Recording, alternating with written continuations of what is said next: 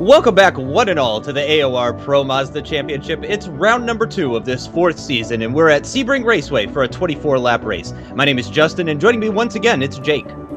Thank you. He who has won the first race of the season has never gone on to win the championship. This has been true with Rico Alatalo, Patrick White, and of course Go Vankini. Let's hope it doesn't happen to Kerry Knowlden today, as after he won at Road Atlanta.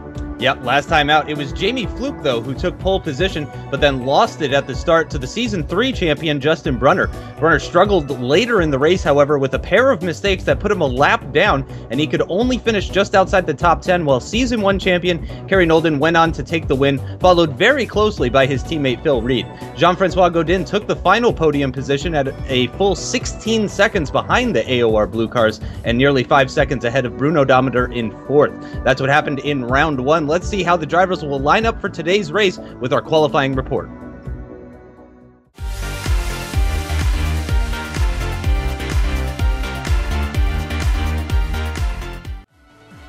Hello, I'm Fizzy, and here we are at Sebring for a very special qualifying comparison for the first time ever with 4 different point of views. And on board with the top 4 qualifiers for this race, Jamie Fluke, Justin Brunner, Phil Reed and Kerry Knowlden, to see how incredibly close these all were in this session. All of them taking quite similar lines actually through turn 1, which is interesting considering it's a very wide corner, and then into the slow twisty area of turns 2, 3, 4 and 5 now. Interesting that Phil Reed is the only man dropping down to 2nd gear for this corner, the 3 others staying in 3rd. And as we pause it for the first time, you can see that Jamie Fluke has taken an early lead here after the first quarter of the lap, but it's incredibly close as you'd expect between these 4 drivers. Coming towards turn 7 now, the hairpin, the slowest corner on the circuit actually, trying to brake as late as possible, all the way down from 6th gear down to 2nd, hugging that apex curb and being patient to get on the throttle to not corner cut the grass on the exit. And then we go back up through the gears again, through the flat out Fangio bend of turns 8 and 9, one of several mid-length straights where we can see quite a bit of action in the race here. And as we pause it again, you can see from the cone there that Kerry Knowlden has actually taken a slight lead at this point of the lap, with just a couple of meters over Fluke and Brunner, and his teammate Phil Reed lagging a little bit behind, and now going through the long left-hand bend of Collier, then the little right kink of turn 12 and feeding the car back over to the right for turn 13. All of these drivers choosing 3rd gear as the preferred one through that corner, and important to get exit right there as you go back onto another long flat-out section. Through turn 14 Bishop, just a little kink that don't bother the drivers too much, but keeping it to the left-hand side of the track. And then a pretty tricky medium-speed left-hand. You can see Phil Reed was moving the wheel about quite a bit to keep the car stable. And interesting to see at turn 16 the drivers taking very varying amounts of the runoff area there. Justin Brunner using a lot more than the rest of the drivers to give himself the best possible run onto this long straight heading down towards the final corner. You can go over the white line and extend that entry without getting an off-track penalty point here. And Brunner and Fluke taking advantage of that to a greater extent than the AOR Blue boys. And then turn 17, an extremely tricky braking zone. You're kind of turning while you're braking in there. It's extremely bumpy through air. It's so long as well. Extremely hard to get a consistent line through there, lap after lap. And as these drivers come towards the line, you can see just how close they are. And it is Jamie Fluke that crosses the line first by a fraction to make it 2 out of 2 pole positions for him this season, with the top 4 separated by less than 0.06 of a second. So once again, it is Jamie Fluke that takes pole position ahead of Justin Brunner in one of the closest qualifying sessions in the AOR Pro Mazda history. The top 4 just separated by less than 6/100ths of a second. Leanne Robinson with a great qualifying behind Kerry Knowlden and Phil Reed, the 2 AOR Blue cars, in 5th position. He's followed by Hugo Prado in 6th, Patrick White of Carbon Racing in 7th, Bruno Dometer and Michael Mittner with some nice qualifying positions in 8th and 9th respectively, and Rene Osterkamp rounding out the top 10 with a 202.208. Christian Takash outside the top 10 just barely. He's followed by Ty McLeod. Richard Clark with a much tougher qualifying session this week versus Road Atlanta. He'll be starting from 13th position, followed by the other LM Rennsport car of Christoph Leister in 14th. Robert Plumley is the lead Conducci Racing car today in 15th position in the qualifying session. He's followed by Teemu Valkeejarvi, who makes his return to the league, his first race of the season. Stefan Bendau is the leading Bendau brother for today's race in 17th. He's followed by Martinsen, who had a tough qualifying. Chris Robinson is in 19th, and Urka Lindstrom rounds out the top 20.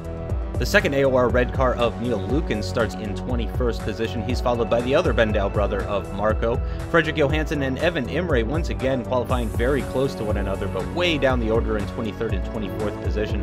Alexander Van Rompuy, he qualified in 25th. He's followed by Vittorio Saltalamacchia. Tom Van Humen is in 27th position as the final driver to set a time. He's followed by Mark Hoppen and Steve Kagerer, who failed to set a time during the qualifying today. That's enough about qualifying, though. Let's see how they do in the race.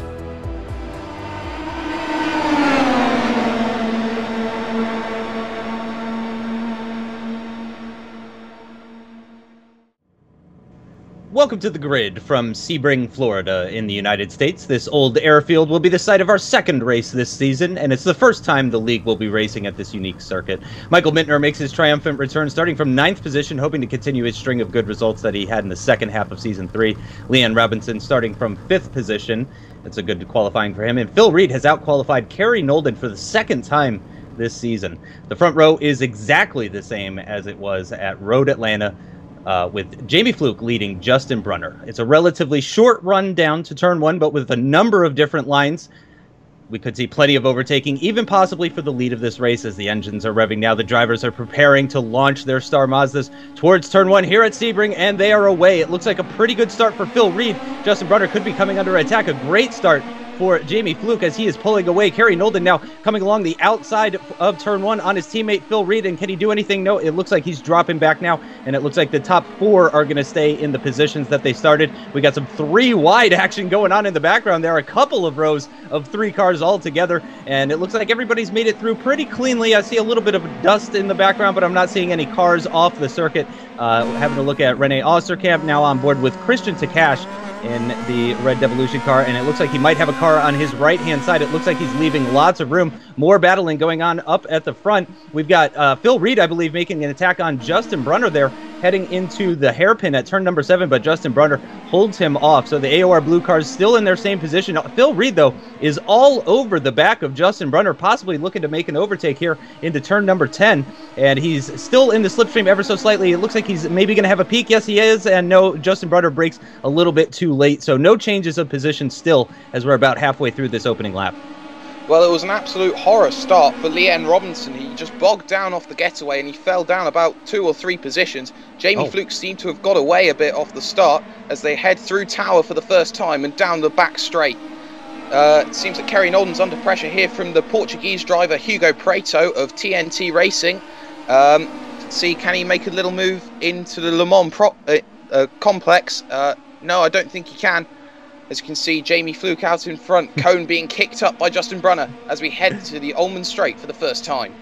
Yep, and we're heading down, of course, towards Sunset Bend, a very difficult corner with a whole bunch of different lines that you can take through it. And we can see the grid has already spread out quite a bit. Those 3 wide battles that we were seeing in the midfield have already begun to spread themselves out. And there is Leanne Robinson actually coming under attack from Patrick White. It looked like White was maybe going to grab the inside line there, but Robinson breaking late enough to defend that position. Well spotted, by the way, on Robinson's poor start. I totally missed that. But yeah, he is down a few positions. I believe he's in 6th position now. Yeah, he is down into 6th position. So he's lost 1 position.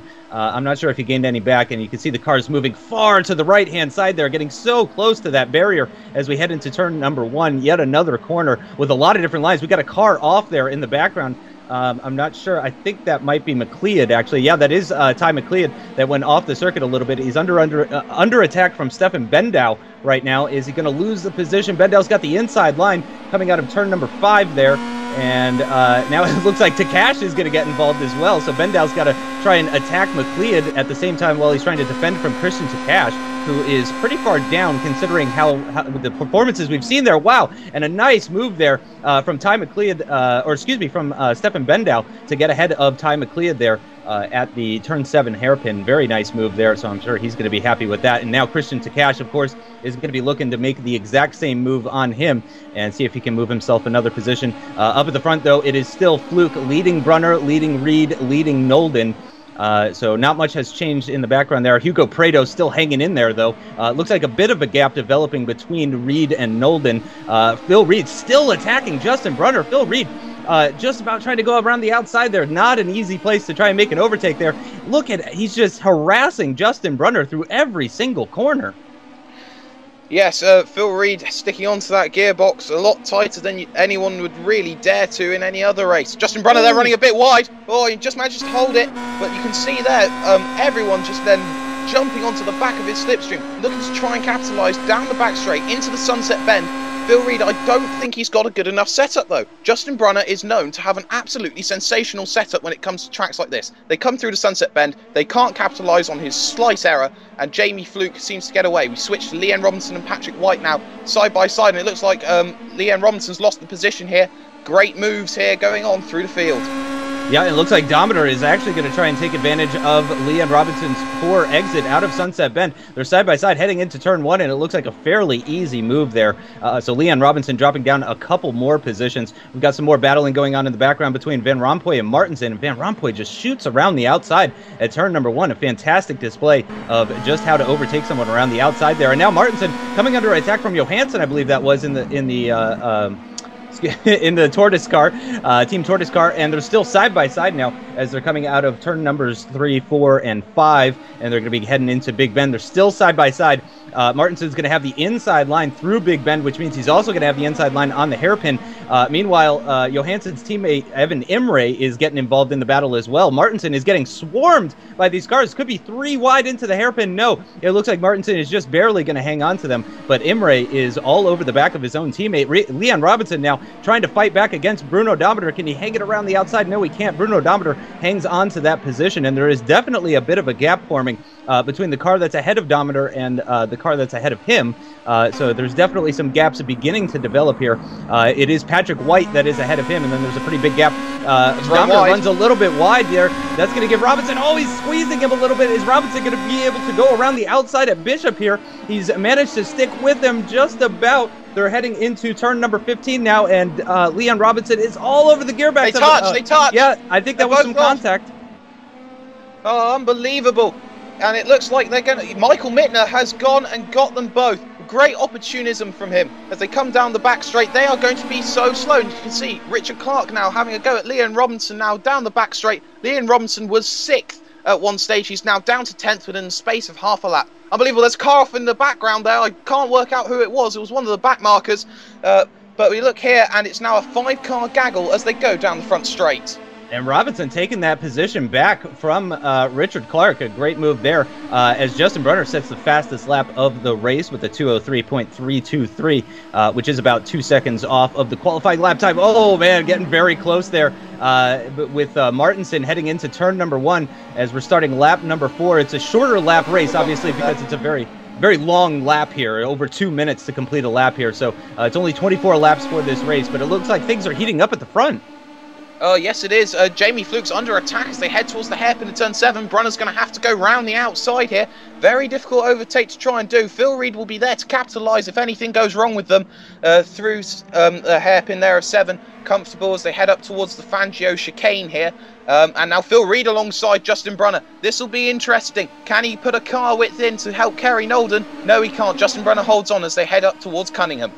Wow, this is some incredible racing we're seeing from these top drivers. Obviously, every point is very important in this championship. And we're on board now with Christoph Leisler, who is attacking Christian Takash, I believe, as we've got a cone off in the background. I have a feeling we're going to be seeing a lot of flying cones in this race here. And Leisler unable to make the move on Takash there. Or unless Takash was making the move on Leisler, I apologize.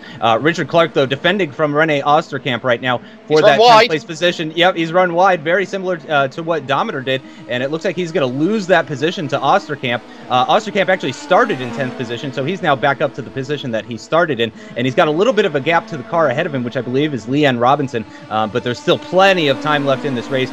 We are looking at a pit window around lap 10 to 14 is when we're expecting the drivers to start pitting. Here we got Brunner moving on the inside for Jamie Fluke at Sunset Bend, getting very close to that inside barrier, and he takes the position. Phil Reed as well. Looks like he's going to move up the inside on Jamie Fluke. Jamie Fluke down into 3rd position. Here comes Kerry Knowlden as well. He wasn't side by side. He was able to take the racing line there, and Fluke is fighting back. He's trying to regain that 2nd place position. He's picking up a slipstream from Justin Brunner as we start lap number 5, and is Fluke going to lose it to Phil Reed with Reed around the outside? No, Jamie Fluke does a great job, but Reed comes back at him. A switchback from Reed. He's going to have the inside line now for turn number 3. This is incredible racing.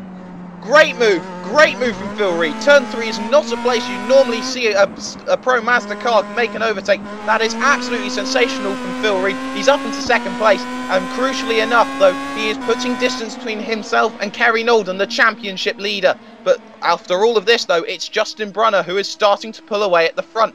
We know he is fantastic when it comes to podium results. He is more times on the podium than anybody else in this series. And I have to say, his class is showing to get away when these guys are fighting out at the front.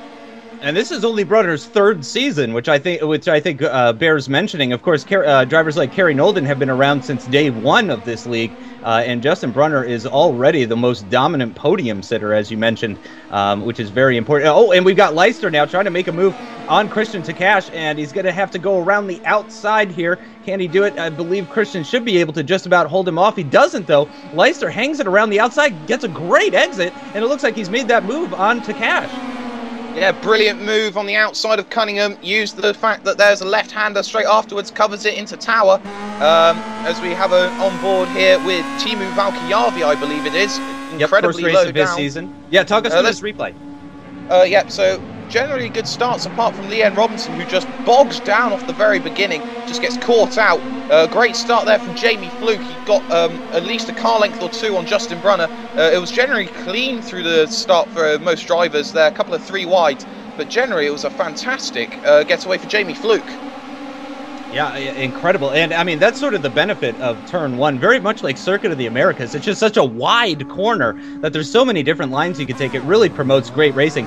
Here we are on board with Rene Osterkamp looking at the gearbox of Bruno Dometer as we're heading into turn number 1. And I believe Osterkamp actually lost positions at the start, so I'm curious to see what's going to happen here. He shoots up the inside on Dometer there. You can see him making some corrections on the steering wheel there. Obviously, with the cold tires, very difficult. There's a cone, and that is one of the 3 wide battles that we were seeing as Michael Mittner grabs a position on him. He's going to have the inside line, and yeah, Michael Mittner grabs that position. Michael Mittner was definitely one of my stars from last season. Just a fantastic driver, great racing, very opportunistic.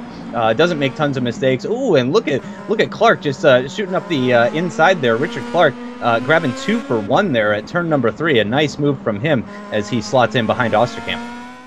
Yeah, brilliant move there from the apprentice. Let's look at Marco Bendow and what happened with him. So there is Knut Martinsen there, the Norwegian. He just runs it way too deep, and off he goes at Cunningham.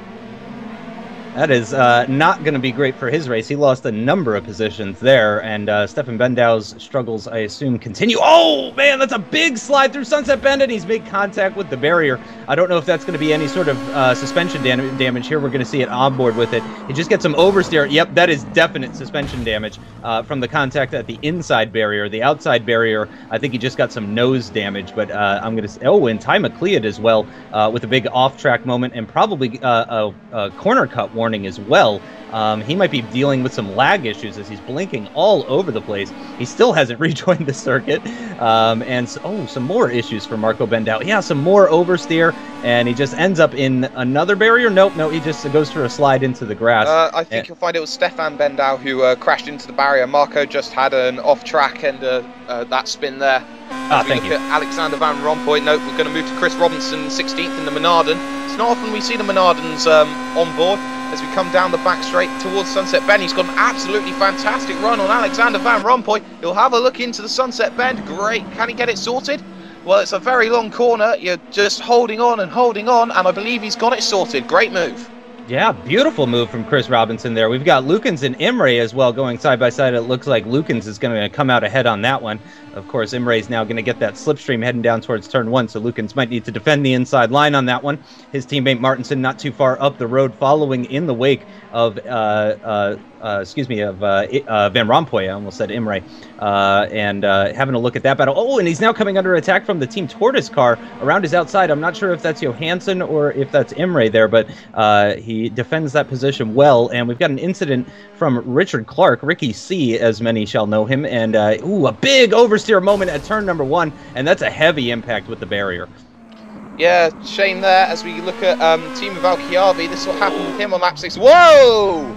Just gets a snap of oversteer off the turn. Too much speed on the way in. He's bouncing over the grass to return onto the back straight.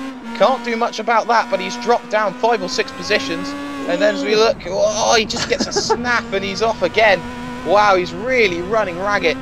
So 2 DNFs at the moment, Stefan Bendow and Richard Clark. And that is unfortunate. Richard Clark only in his second race with the league. So, of course, he is a rookie, so mistakes are understandable. We've got a battle for 15th going on between Robinson and Van Rompuy. Van Rompuy taking the inside line at Sunset Bend. Oh, and a big slide for Robinson. And it looks like he's going to end up in the barrier. No, and also one of the Team Tortoise cars, Johansson, is off the circuit as well. I don't think there was any sort of contact with either of those drivers. Teemu Valkeejarvi, oh, looks like he was about to lose the back end there as well at Sunset Bend. This is incredible stuff. This Sebring Raceway proving to be a very difficult circuit for these drivers.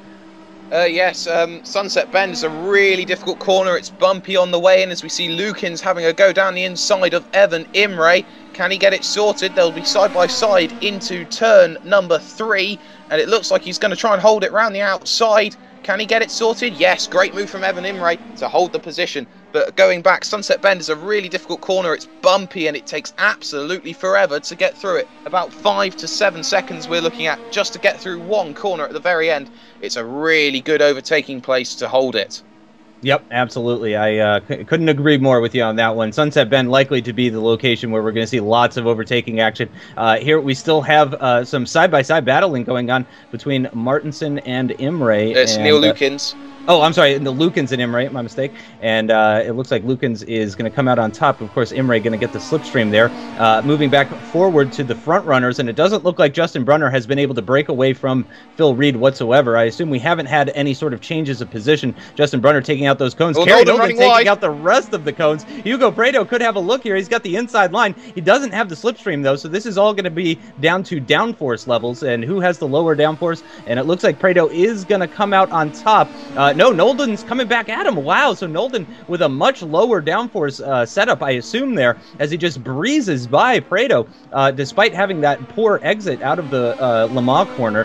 And now Phil Reed attacking on Justin Brunner. Are we finally going to see another change of position as we cross to start lap number 9? We're a third of the way through this race already. Of course, lots of straights on this circuit, which does promote lots of overtaking. Phil Reed does hang back, though. It doesn't look to make an overtake on Justin Brunner, and that could be to setup. As you mentioned earlier, Jake, we could be seeing a difference in setups here up at the front. Valkeejarvi, this is what I spotted earlier, if I'm not mistaken. Yeah, he started to lose the back end right as Chris Robinson and Johansson were off the circuit. It looks like one of the cars up ahead has made contact with the barrier. Valkeejarvi does well to keep it out of the barrier there, but loses a number of positions in his first race of this season. We're on board with Justin Brunner, having a look backwards at Phil Reed.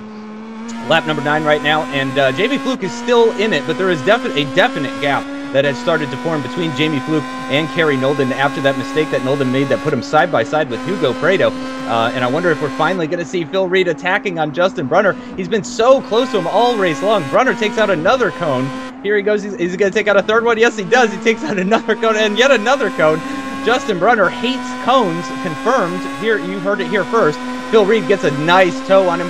Justin Brunner is going to defend the inside line, heading down towards Sunset Bend. Phil Reed could definitely go around the outside, though. It's not impossible. And there you can see a great shot of the gap between Jamie Fluke and Kerry Knowlden side by side into Sunset Bend. It looks like Justin Brunner's just about going to hold it. But if Phil Reed can get a really nice exit here, then he could have a chance at overtaking into turn number 1. Still behind Brunner as it stands right now. He's going to move to the left-hand side, try and get the inside line for turn number 1, which would then also give him the inside line for turn number 3. And it looks like Brunner takes a very, very wide entrance. He's going to try the switchback, I think, on Phil Reed here. Now Brunner's on the left-hand side. Reed is on the right-hand side. Reed's going to have to go around the outside. He's got track position, though, and he's done it. Phil Reed takes the lead of this race. Brilliant move from Phil round the outside. Reed, he's set him up there for a good 30-35 seconds to make that move stick. Brilliant racecraft from the AOR Blue driver, but it's not over yet as they come through Big Bend. Coming up towards the hairpin, Brunner's now going to take the natural outside line. He'll take the racing line coming into the hairpin. They're going to be side by side. This will allow Jamie Fluke back in. Brunner trying to hold it. I think Phil Reed still got it, but they're still side by side. This is sensational action at the front as they come in through now towards the Fangio chicane sort of area as they head towards Cunningham. And I think Brunner's just got the move done. Fantastic work. Oh, and just when you say Brunner's got the move done, Phil Reed shoots up the inside, takes the lead back in commanding style. But no, now I'm the one that's wrong. Justin Brunner comes right back at him. He's going to have the inside line here for Tower. Is he going to be able to make the move stick? This is all great news for Jamie Fluke and also for Kerry, Knowlden, and Hugo Prado as well. We mentioned the gap that was forming between third and fourth, and that is definitely beginning to diminish as these drivers go side by side through numerous corners. And Jamie Fluke, I imagine, is just kind of sitting and waiting, hoping that these two guys are just going to take each other out because, of course, Justin Brunner was the main competitor for Jamie Fluke all season long in Season 3. So they've got some history together, but they come out of the Lamont corner with Reed leading Brunner, followed by Fluke and then Kerry, Knowlden. And it looks like a little bit of a gap now forming. Oh, yeah. Hugo Prado has an issue. Prado has an issue. He is slowed down significantly. He's pulling off to the side. This is very, very strange. I'm not sure what happened with Hugo Prado. Maybe we can get some information on that. But Justin Brunner now making a move for the lead of this race. Phil Reed is going to defend the inside line as they head side by side yet again into turn number 1. Yeah, I think what happened with Hugo Prado, it looked technical. It didn't look like an engine went off at all. But they can see Phil Reed holding on really nicely there through turn 1. He'll have the inside for turn 3. It's the natural line you'll want. Okay, oh, they were so close there. They almost touched, and I think he's got it sorted. He'll try and get a switch back here with Justin Brunner, and now you've got a front 4 at the front again.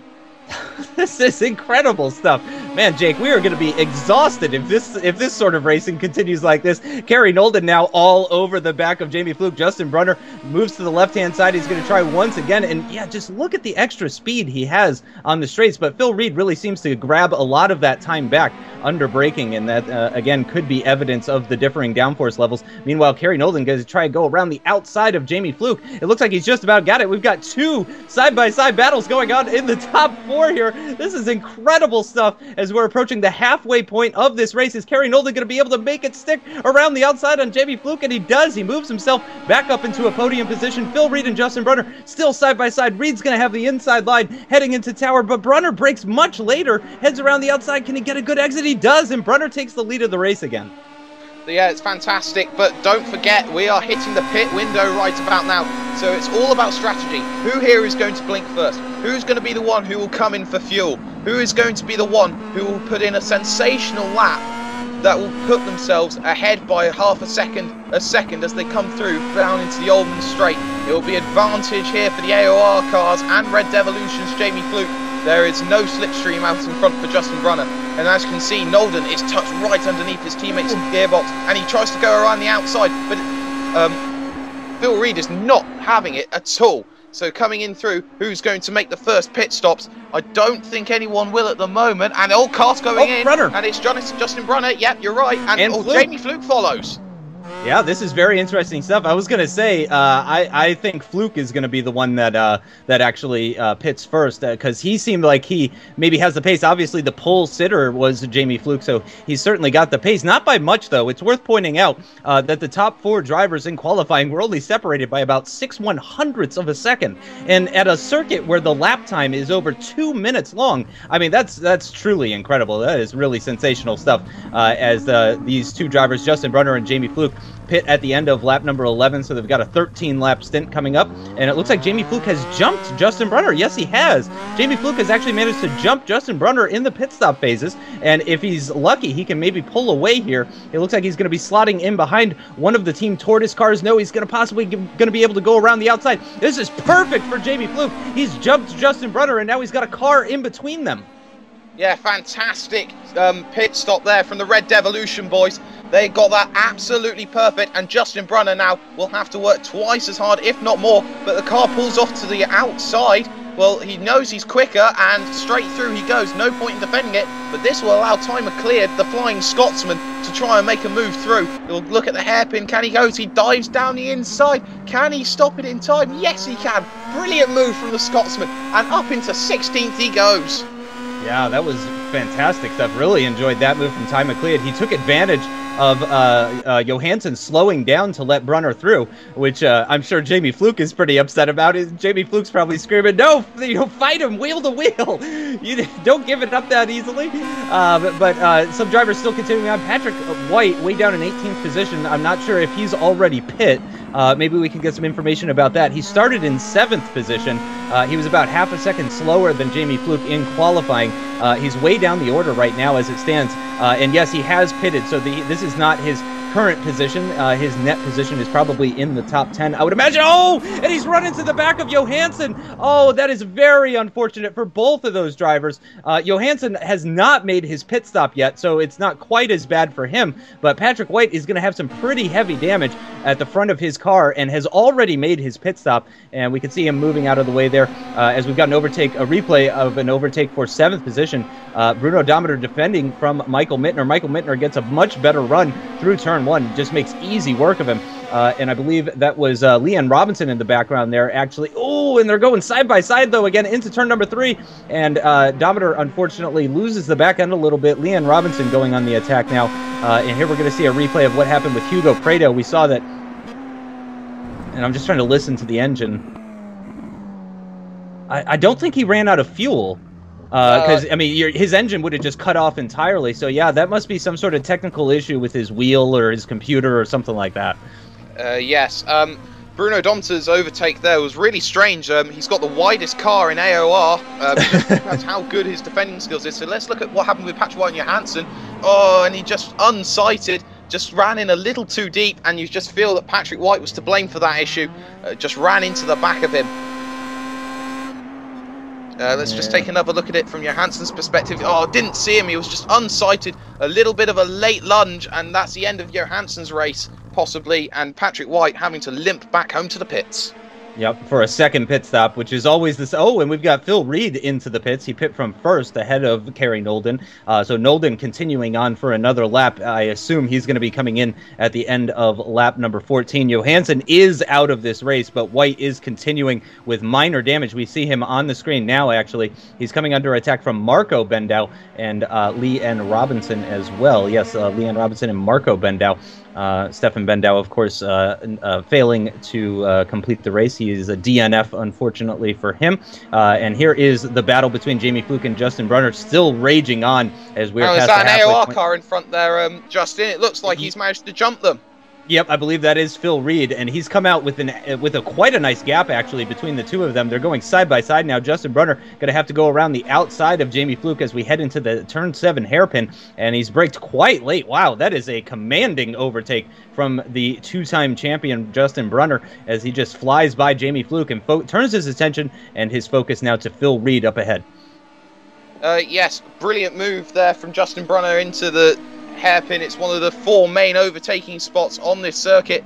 Cunningham, another one that drivers are absolutely loving. So this is Phil Reed, who has managed to jump both as we go back to Leicester and Osterkamp. Christoph Leicester into turn 1, possibly the second best overtaking place on the circuit. Into turn 1 he goes. It's as comfortable as you like. Osterkamp can't contest it. He's on the outside. Yep, easy move there for Michael Mittner. This is Martinsen trying to defend now from Alexander Van Rompuy. Doesn't bother defending the inside line. He's going to try and go around the outside at turn 1 while Van Rompuy has to go the inside route. And it looks like Van Rompuy he's got track position as they're heading into turn number 3. A little bit of a lift there from Martinsen, and yeah, it looks like he's just going to let Van Rompuy through. And you can see with those onboard shots, Jake, you can see just how bumpy this circuit is. Yes, they're having to wrench the wheel a lot more. It's a lot more difficult when you have such a lot of force feedback. And as you can see, there's a battle at the front. Brunner has already caught onto the back of Phil Reed, the pad driver. As we look now to the very front, it's Kerry Knowlden. Will he come in this lap? Yes, he will. On lap 16 out of 24, he will come in. He'll have 8 laps left when he comes out, and this will be a fantastic pit stop if he's managed to get the jump on every single one of them. Yep, he's trying the overcut. The overcut, of course, very strong here in this series since we don't change tires. And you have light fuel. Phil Reed coming under attack from Justin Brunner doesn't bother defending the inside line, heading into Sunset Bend, and that is another easy move for Justin Brunner. That's incredible to see, actually. Phil Reed's trying to come back at him, though, at the exit. Boy, I did not see that coming. Justin Brunner's going to have the inside line. Phil Reed. Exit. Yep, we're going to be looking out for Knowlden as well. There is Knowlden coming out of the pits now, and it looks like he's lost time significantly. He's going to be dropping down to, it looks like, 4th position. So Jamie Fluke up into 3rd. Justin Brunner leads this race now ahead of Phil Reed, and that is very surprising. Knowlden's got a bit of a gap between himself and Jamie Fluke. And of course, they're all on the same level as far as tire life is concerned.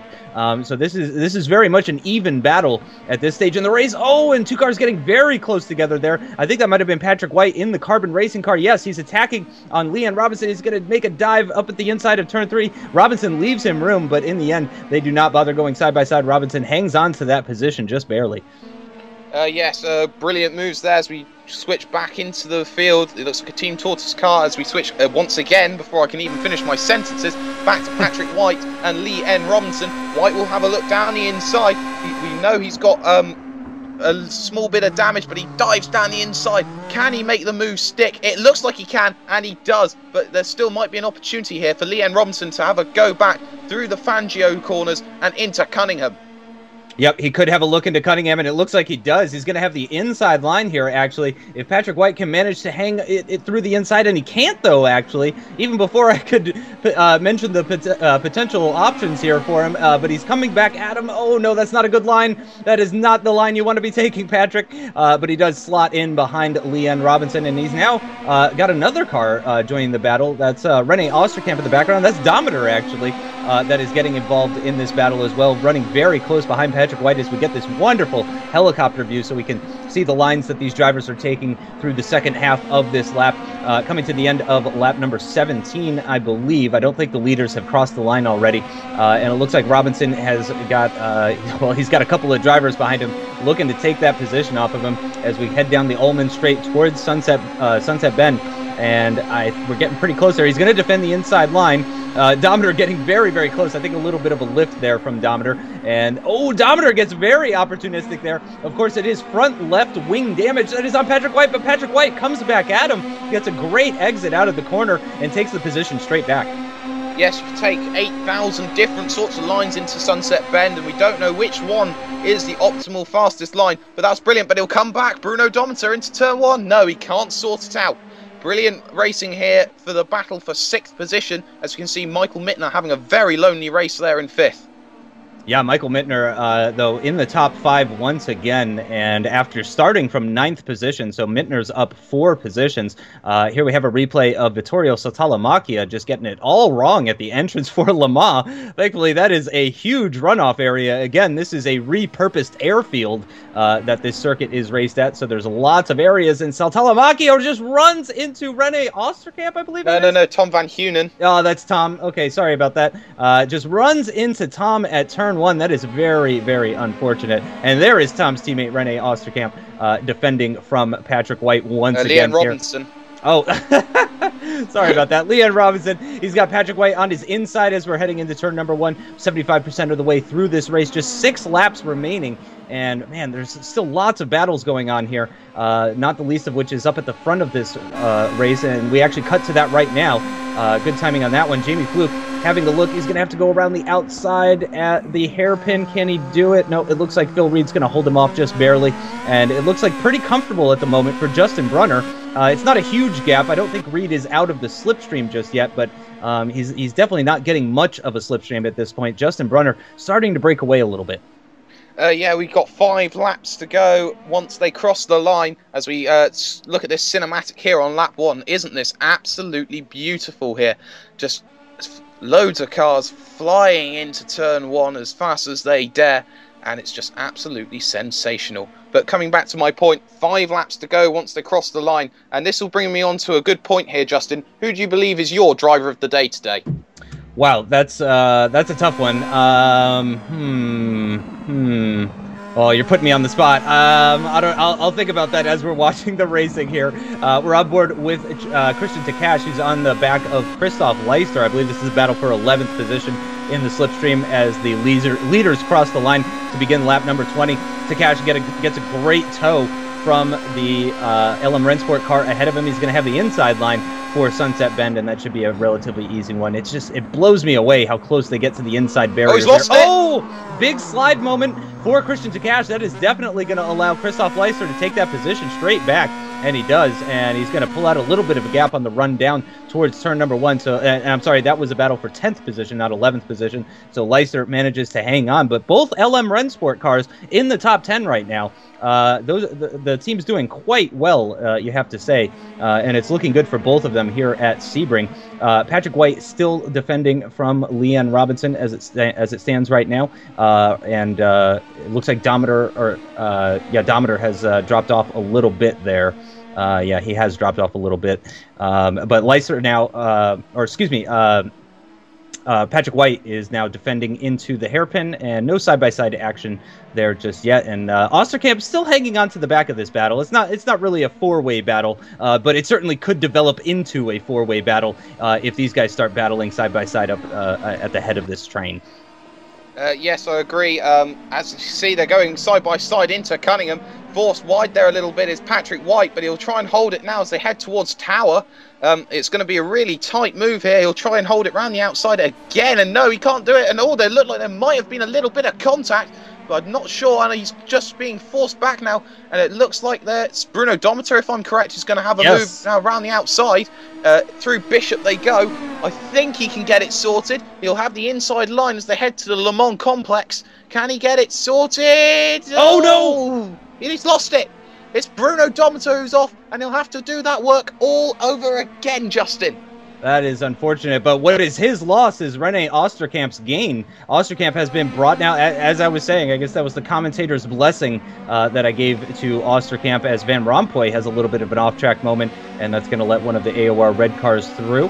And I believe that's actually Luken's. No, I believe that's Martinsen. Yep, let's take a look at Martinsen here, going through the sunset bend. Oh, he loses it and gets a snap round, and he's wide and back wheel into the barrier. Oh, that is heavy damage. And that looks like the end of his race. Yep. I mean, if not the end, I mean, it's essentially the end. He's certainly not going to be gaining any positions with his car or his rear left wheel that close to the chassis. You can see he's struggling just to even get it into the pits. Eric Lindstrom defending from Alexander Van Rompuy here in this replay. Oh, and that's a heavy impact. And Lindstrom goes tumbling off the circuit upside down into the grass. Let's see an onboard here from Erka Lindstrom looking backwards at Alexander Van Rompuy, and Rompuy just makes a big diving move, and I think he maybe just ran a little wide, carried a little bit too much speed. Here we're going to see a replay of what happened between Dometer and White as they're going side by side. Oh, and they made contact. We didn't. One does not go there, Justin. And yeah, that was unsighted. Squeeze on him, and the Dometer just ended up being passenger. Yeah, Dometer, we saw the spin. I don't think from the previous camera angle, I don't think we could see the actual contact there. But we're moving back on board with the leaders here as they come to the end of lap 21. Justin Brunner, still leading this race, has yet to win or even finish on the podium so far this season. So unless he gets overtaken by both AOR Blue cars and Jamie Fluke, it's looking pretty good for him to get his first podium here in Season 4.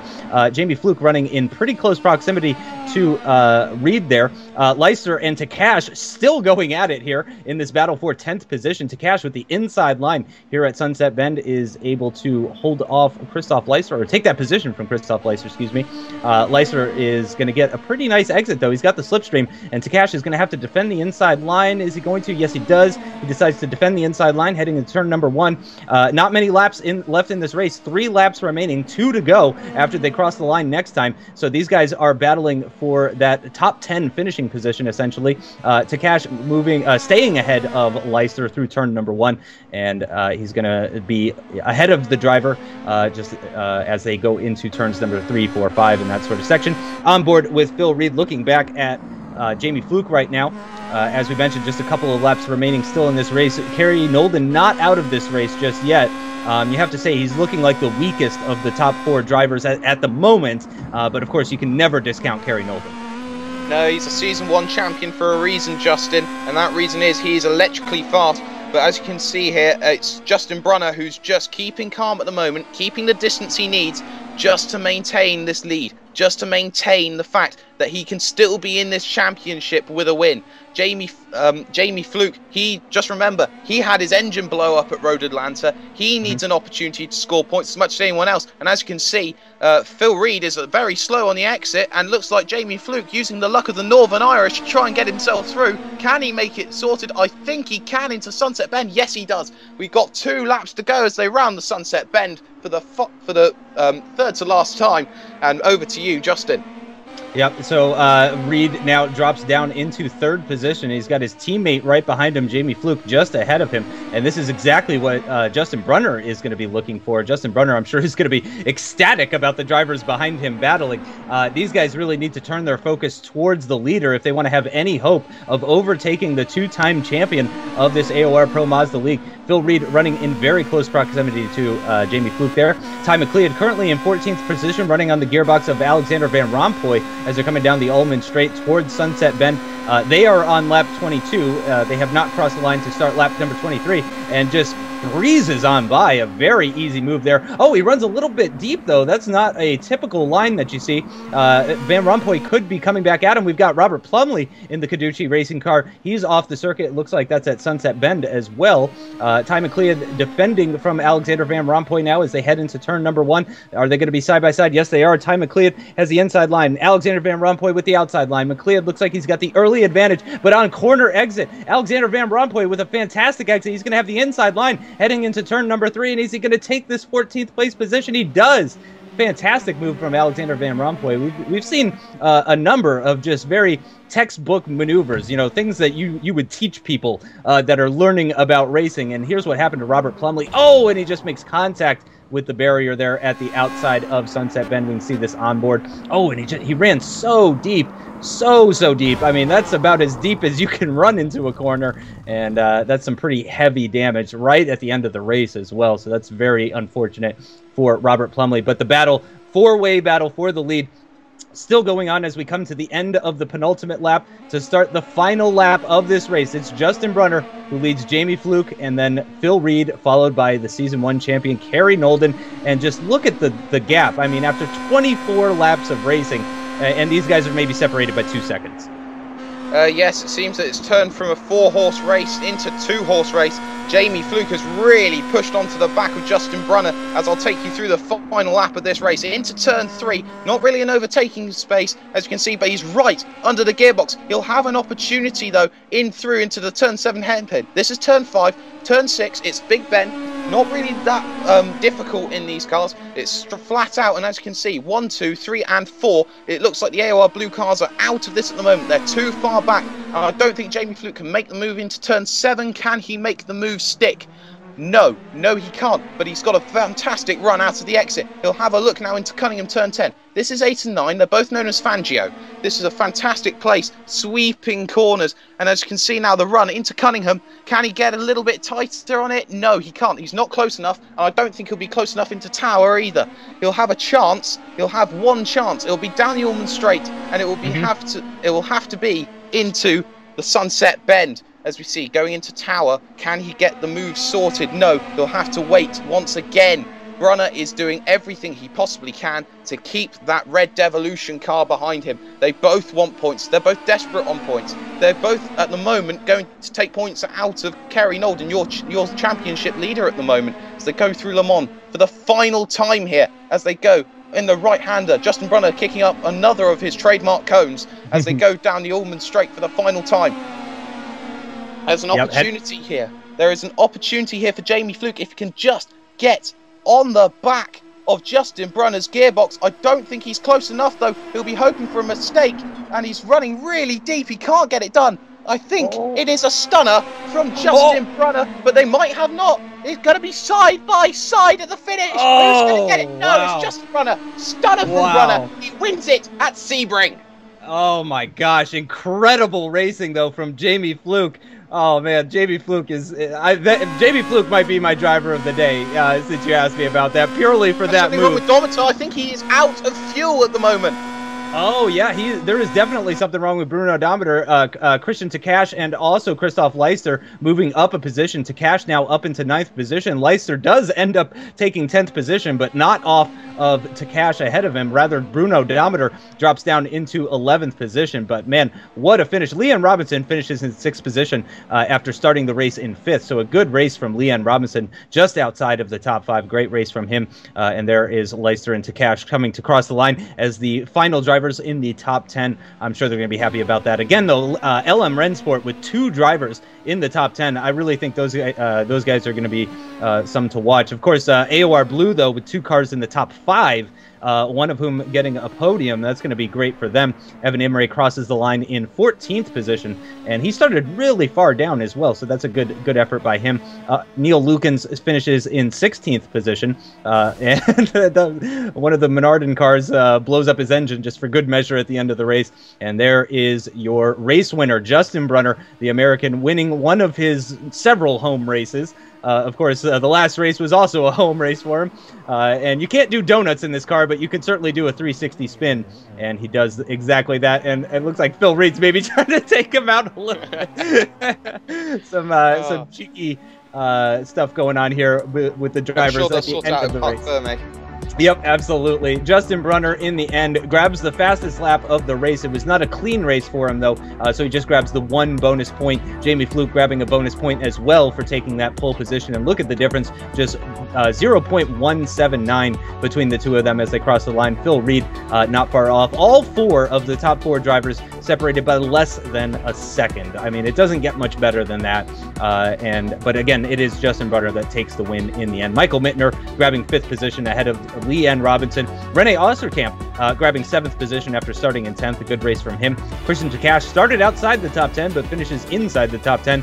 Patrick White with a 10-second penalty there actually promotes Christian Takash. And I'm sure Christoph Leister is a little bit upset because if he had been just 2/10 quicker in the race, then he would have actually grabbed another position off of Patrick White as well. Bruno Odometer, as we mentioned, finishes just outside the top 10 after that issue that he had on the final lap. He's followed by Ty McLeod in 12th position, Alexander Van Rompuy in 13th, Evan Imre as the only Team Tortoise car to finish the race, then Steve Kagerer, Lukens, Robinson, Marco Bendow, Mark Hoppen, and Teemu Valkeejarvi grabbing the final point-paying position. Not a great race for Teemu Valkeejarvi on his return to the league after not racing at Road Atlanta, so I'm sure he's going to be looking to improve his fortunes at the upcoming race. Tom Van Humen in 21st position, finishing just outside the points. He's followed by Robert Plumley, and Martinsen is not the lead AOR red car. That was Lukens for today's race, and Martinsen, unfortunately, not grabbing any points. So Kerry Knowlden still leads. Phil Reed not far behind him, though, just 2 points separating them. And Justin Brunner in 3rd, just 8 points down on Knowlden. Yeah, it's a brilliant race from Justin Brunner. He's managed to find himself back in the championship standings. Patrick White now up to 4th, with Bruno Odometer losing position. Jamie Fluke getting his championship back on track with on 22 points behind the leader, Kerry Knowlden. Another name to mention, Christian Takash. And of course, Jean-Francois Godin not here today. He'll use this as one of his drop weeks, but this will be crucial, though, come the end of the season. Yep, yeah, missing a race is unfortunate because then you really can't have any mistakes. Is sort of what that means for anyone that's unfamiliar with the scoring system. With the drop weeks, it's okay for you to miss a race or two. However, you really have to be on it for the races that you are attending. You can't afford any sort of mistakes or anything like that, as that could seriously affect your championship. Michael Mittner, in his first race of the season, already up into 11th position, ahead of Leon Robinson and Martinsen as well. So a good start, though, for Michael Mittner's season. He's definitely one, like as I mentioned before, he's definitely one of my favorite drivers. I love watching him work. Ever since that Brands Hatch win that he got in Season 3, he's really had sort of a great performance. Teemu Valkeejarvi with a single point. Yeah, that's right. He grabbed the final point. Yunus Puheka has yet to score today. He was absent from today's race. Richard Clark as well has yet to score after a difficult race for him today. So I'm sure he'll be looking to get some points on the board at round number 3. Bringing up the rear and yet to score points, surprisingly, Hugo Prado is involved in that. Vittorio Saltalamacchia as well has yet to get on the board so far, so I'm sure they'll be looking to do that. Go ahead and talk us through the team's championship here. Well, AOR Blue, after 2 fantastic results, find themselves 49 points clear at the top of Red Devolution Racing of Jamie Fluke and Christian Takat. Vortex Sim Racing, which only has Justin Brunner in it, leapfrogs Team Tortoise of Imre and Johansson into 3rd. Carbon Racing's Patrick White holding the fort down in 5th, with TDT's Dometer and Lindstrom holding 6th. LM Rennsport move up to 7th with Michael Mittner, with VRSF in 8th, Menarden in 9th, and the team players Jean-Francois Godin goes down to 10th, as he wasn't present today at today's race. Interesting 3-way tie between TDT, LM Rennsport, and VRSF, all on 29 points, so very tight in the midfield there. Yes, with AOR Red only in 11th, with Martinsen and Lukins after a poor showing, it's Willow's Grand Prix who will look to have better fortunes in 12th. Kinduchi Racing doing very well in 13th with the 2 Gemini Racings, Green and Red, 14th and 15th. It's KP. We'll cut away back to the bottom of the championship with TNT Racing, N Racing and LM Racing. Next time out, we will be at Spa-Francorchamps. Unfortunately, I won't be there at Spa-Francorchamps because I have family matters to deal with. So your commentary team for next time will be Justin and AOR Fizzy. Yep, looking forward to that one. Spa, of course, has very long straights, so we're going to be seeing definitely lots of overtaking happening at Spa with the slipstream effect that happens with these AOR Pro Mazda cars, with the Star Mazda car in iRacing. I expect lots of overtaking heading into at the end of the Kemmel Straight and heading into the bus stop chicane and all sorts of places. Should be very exciting. Really looking forward to it. Thanks, everyone, for watching, and thank you for joining me, Jake.